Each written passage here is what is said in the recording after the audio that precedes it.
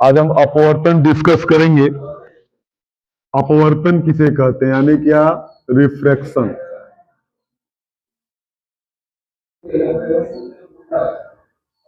सबसे पहले बताओ, अपवर्तन में कितने माध्यम होते हैं? दो माध्यम। एक आपका होता है सघन माध्यम और एक क्या होता है, विरल माध्यम। अपवर्तन में जो प्रकाश की किरणें हैं वो एक माध्यम से कहाँ जाती है, दूसरे माध्यम में। अगर हम मान लें कि यह एक माध्यम है या दूसरा माध्यम है और इस रेखा को हम क्या मान ले बच्चा, अभिलंब, तब आपका परिभाषा होता है क्या, जब कोई प्रकाश की किरण एक माध्यम से कहाँ जाती हो, दूसरे माध्यम में। जब कोई प्रकाश किरण एक माध्यम से दूसरे माध्यम में जाती है तो ये कभी भी सीधी नहीं जाती है, ठीक है। कभी भी सीधी न जाकर के या तो अभिलंब के पास आ जाती है या तो अभिलंब के दूर चली जाती है। यही आपका होता है क्या कि जब कोई प्रकाश की किरण, यह क्या है हमारा, प्रकाश की किरण, जब कोई प्रकाश की किरण एक माध्यम से कहा जाती है, दूसरे माध्यम में, तो अपने रास्ते में सीधे न चल करके रास्ते में क्या हो जाती है बच्चा, यह विचलित हो जाती है। और विचलन की यह घटना हमारा क्या कहलाता है, अपवर्तन कहलाता है। तो अपवर्तन की परिभाषा क्लियर हुआ। जब कोई प्रकाश की किरण एक माध्यम से कहा जाती हो, दूसरे माध्यम में। जब कोई प्रकाश किरण एक माध्यम से दूसरे माध्यम में जाती है तो सीधी न जाकर के अपने रास्ते में क्या हो जाती है, विचलित हो जाती है। और विचलन की इस घटना को हम क्या कहते हैं, अपवर्तन कहते हैं। आया बात समझ में? अब देखिएगा, अपवर्तन में कितनी घटनाएं होती है बच्चा, दो। ये आपका कंडीशन नंबर फर्स्ट और condition number second. Condition first में क्या होगा, मान लीजिए कि जब प्रकाश किरण सघन से कहा जाए, विरल माध्यम में। और कंडीशन सेकंड हम मान लेते हैं कि मान लीजिए प्रकाश किरण विरल से कहा जाए, सघन माध्यम में।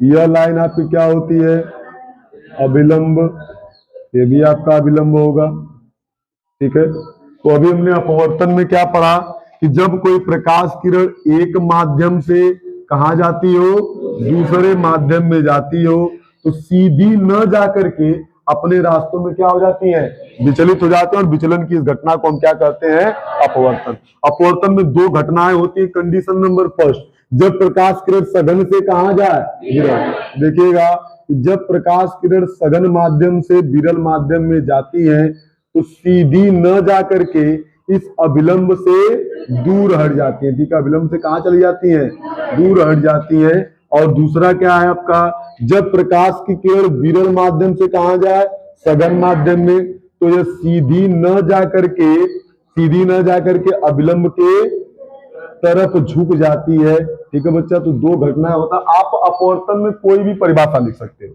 यह भी परिभाषा लिख सकते हो, ये भी लिख सकते हो, ये भी लिख सकते हो, कभी कोई गलत नहीं होगा, ठीक है।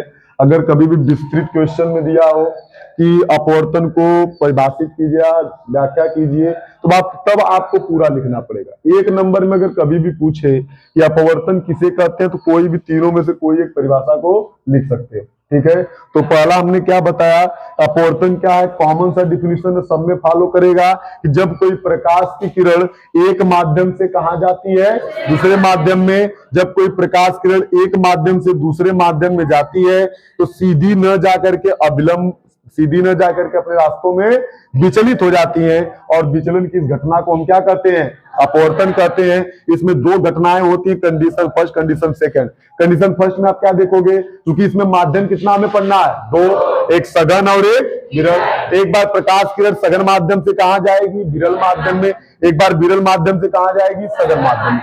तो जब प्रकाश किरण सघन माध्यम से विरल माध्यम में जाती है तो अपवर्तन के पश्चात अभिलंब से दूर चली जाती हैं। और जब प्रकाश किरण विरल माध्यम से कहा जाती हैं, सघन माध्यम में, तो अपवर्तन के पश्चात अभिलंब के पास आ जाती है। सभी घटनाएं आपका क्या है, अपवर्तन। नोट कर लीजिए, जल्दी लिखो।